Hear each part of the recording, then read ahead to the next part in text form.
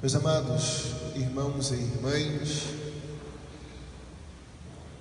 celebramos o domingo, o dia do Senhor, o dia que nós vivemos a nossa identidade como cristãos, reunidos ao redor da mesa da palavra e da mesa da Eucaristia.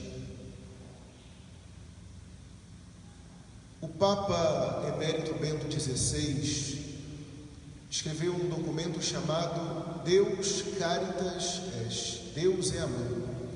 E ele vai dizer que o início do ser cristão não está em você viver um código, regras. Muitas pessoas pensam que ser cristão católico é viver regrinhas, né? Como pensavam os judeus no tempo de Jesus, que no cumprimento rigoroso da lei, essa lei externa, eles estavam agradando a Deus.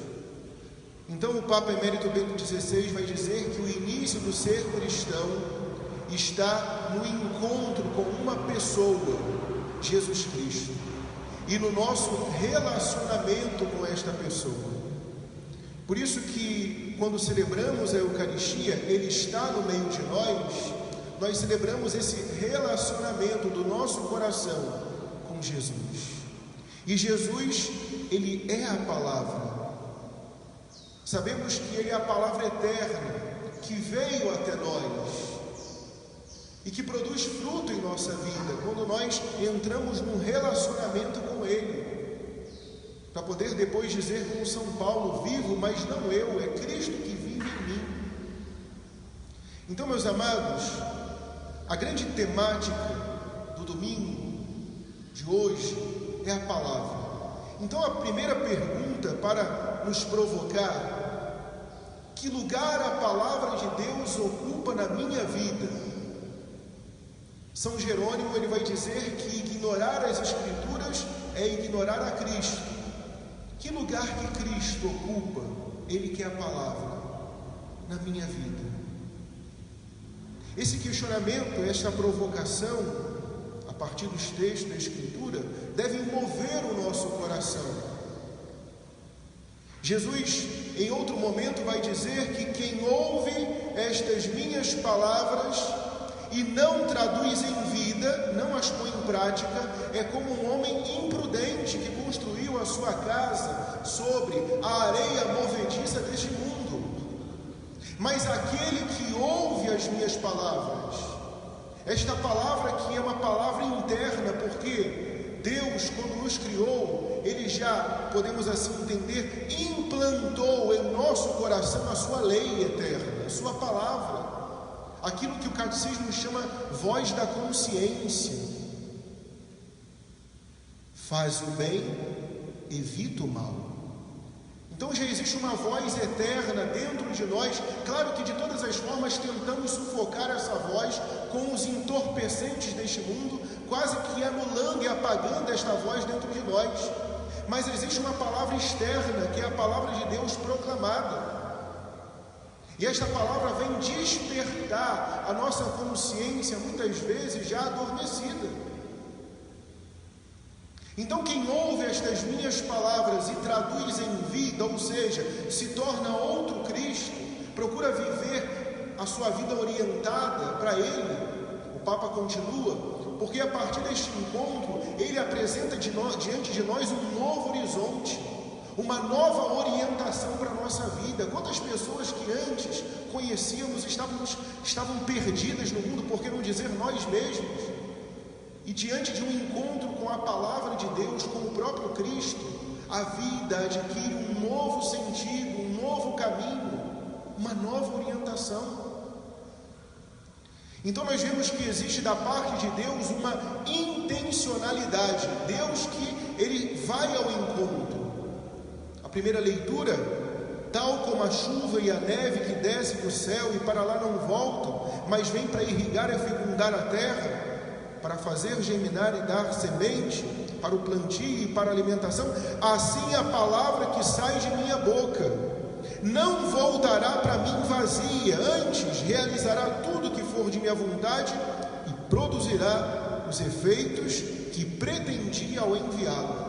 Então pequena, mas tão profunda a primeira leitura. Então Deus tem uma intencionalidade. Ele lança a sua palavra como semente. Como também o Evangelho, a intencionalidade, o semeador, que é Jesus, saiu a semear. E é um semeador pródigo, generoso. Ele não vai semear em alguns terrenos, não. Ele vai semear em todos os terrenos. Ou seja, a salvação é para todos. A salvação, ela é ofertada para todos. Só que aí nós vemos as disposições de cada terreno, de cada coração apresentado por Jesus nesta parábola.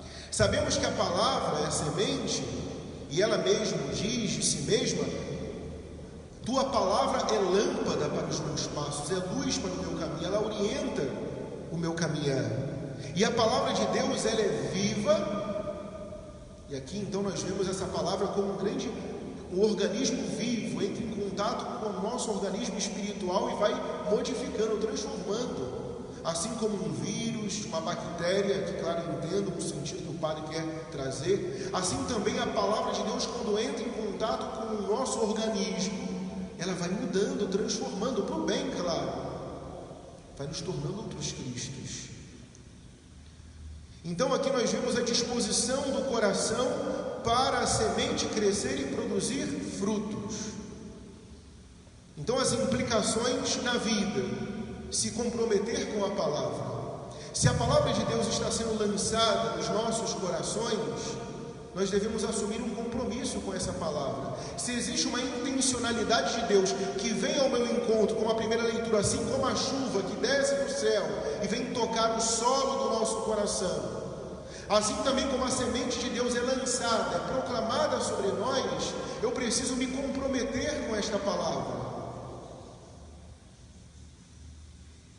E esse comprometimento nós podemos entender como conversão do coração à palavra que foi anunciada. E a conversão acontece quando, e aí uma sintonia, a palavra que eu já trago dentro de mim entra em sintonia com a palavra que vem de fora. Ou seja, eu vou à missa ou acompanho pelas redes sociais o mesmo evangelho que eu já ouvi muitas vezes. Um belo dia, quando este evangelho é proclamado, como que uma luz se acende, e a pessoa, como filho pródigo, ela cai em si: peraí, o que eu estou fazendo da minha vida? E aquela palavra que antes não tocava o seu coração, ela começa de forma provocativa a nos questionar. E quando você se abre, ela vai mudando dia após dia o nosso modo de pensar, de falar, de agir, de ser. E aí o caminho da conversão, o comprometimento e as implicações próprias desta palavra. Então Jesus é um semeador que saiu para semear. Ele que habitava no seio do Pai, como diz o prólogo de São João, voltado para o Pai. Jesus, ele deixa, e aí a Kênosis, ele vem ao nosso encontro como semeador para semear o que? A sua palavra. Então o semeador saiu para semear.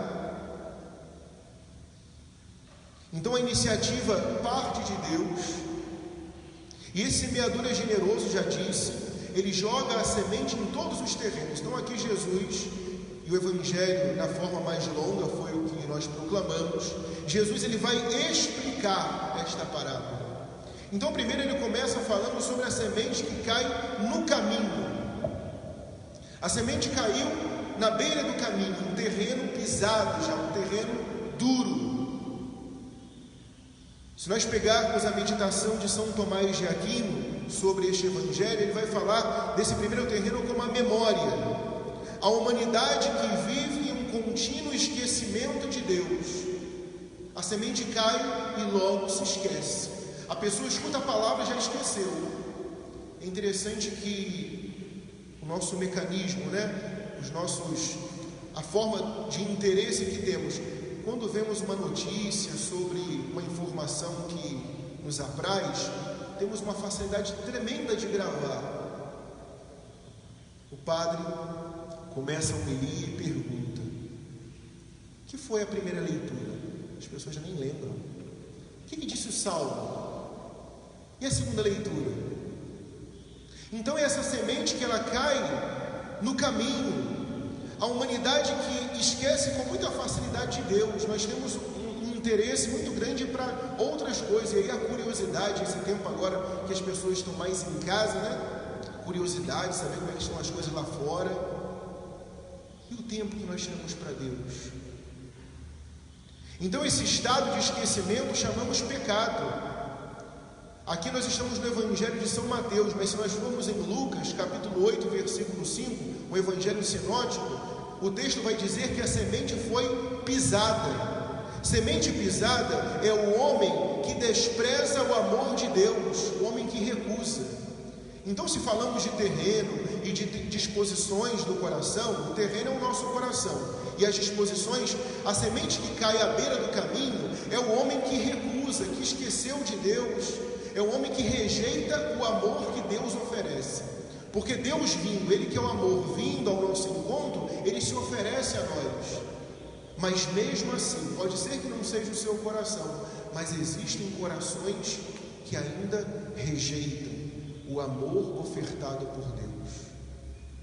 O segundo terreno é o pedregoso. E aí logo nós nos reportamos, como diz São Tomás de Aquino, é a dureza de coração, é o coração de pedra, porque não é movido pelo amor. É o amor de si, mas não o amor de Deus, né? Santo Agostinho vai dizer que o pecado é o amor de si até o desprezo de Deus. Então o coração de pedra é esse coração que se endureceu no egoísmo. A palavra de Deus, ela chega, né, como diz o próprio Senhor Jesus,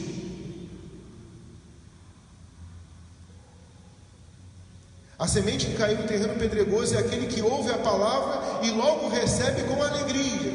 Coisa boa, né? Ouvir a palavra de Deus. Tem pessoas que têm até o hábito de abrir a escritura assim, na sorte, ler uma palavra, poxa, essa palavra para mim, a pessoa fica feliz. Ou tem pessoas que têm uma caixinha que ela vai como que puxando a sorte, assim, o horóscopo, né? Aí ela puxa uma citação bíblica. Ah, essa palavra para mim hoje. Ela fica feliz com a palavra. Mas quando a palavra é exigente, Jesus continua, mas ele não tem raiz em si mesmo, ele não está enraizado no amor de Deus. Olha só, meus amados, se não é um pouco a condição nossa, ou a condição, podemos dizer, da maioria das pessoas. Ele é de momento. Quando chega o sofrimento ou a perseguição por causa da palavra, ele desiste logo. Meus amados, nós não podemos ser de momento.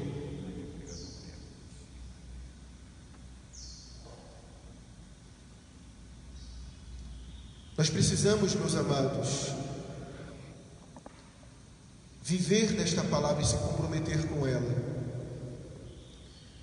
Então a dureza de coração, esse coração de pedra, que não é movido pelo amor, que não quer se unir a Deus e não quer amar Deus de volta, porque não criou raízes no amor. Terceiro terreno, em meio aos espinhos. E aí a falta de paciência. O que mais temos vivido esses tempos onde as pessoas estão confinadas é a falta de paciência. A paciência que tem a mesma raiz etimológica do padecer, sofrer a cruz, unido a Jesus, movido por esta palavra que caiu no meu coração. Aquele que quiser me seguir, renuncie a si mesmo, tome a sua cruz. Que não quer renunciar, não quer tomar a cruz, está preso às solicitações do mundo.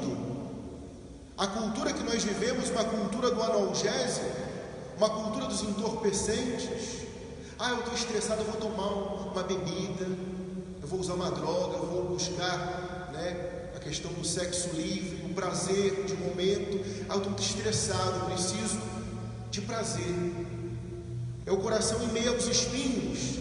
É a semente que caiu em meio aos espinhos, é aquele que ouve a palavra. Interessante que todos esses terrenos, eles ouvem a palavra.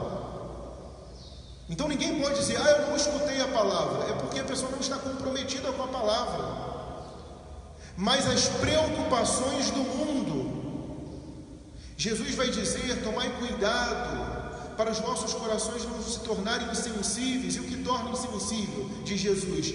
A gula, olha o prazer, a intemperância, a embriaguez. São Pedro vai dizer assim, de sóbrios e vigilantes, o vosso adversário está como um leão a rugir, procurando a quem devorar. A gula, a embriaguez e as preocupações da vida vão sufocando o nosso coração. E as ilusões da riqueza sufocam a palavra e ela não dá fruto. Quantas pessoas que já estão séculos na igreja, mas o coração está voltado apenas para as coisas do mundo. Ela não dá fruto, ela não amadurece, porque ela só está focada no prazer, no possuir, no poder. São as grandes tentações. E nós ouvimos a palavra, sabemos que esta palavra, e aqui no particular, é para mim, mas eu não quero mudar, porque eu estou enraizado neste mundo. E quantos irmãos que estão vivendo neste mundo como se aqui fosse para sempre, e quando vem uma enfermidade se desesperam porque vão ter que deixar tudo aquilo que havia se habituado. Por quê? Porque eles não haviam se habituado às coisas do céu. Não tem saudade do céu. Não é, como dizia Saint-Exupéry, um peregrino do absoluto. Ele não está buscando o céu. Ele não tem aquela nostalgia do céu. São Paulo ele vai dizer aos Colossenses: buscai as coisas do alto, afeiçoai-vos. O que é afeiçoai-vos? É assumir as feições. Afeiçoai-vos às coisas celestes e não às terrestres. E quantas pessoas que estão afeiçoados e dizem também, são os pecadinhos de estimação. As pessoas não querem romper com o pecado, porque dá prazer, dá satisfação, é um retorno imediato. E as pessoas não querem pagar o preço para ganhar o céu. Lembremos que o céu é chamado de prêmio, e o reino dos céus pertence aos violentos. É necessário uma luta pessoal, porque conversão é algo doloroso, mudança de vida é algo exigente, desafiador. Começar de novo é algo que custa. Quem quer?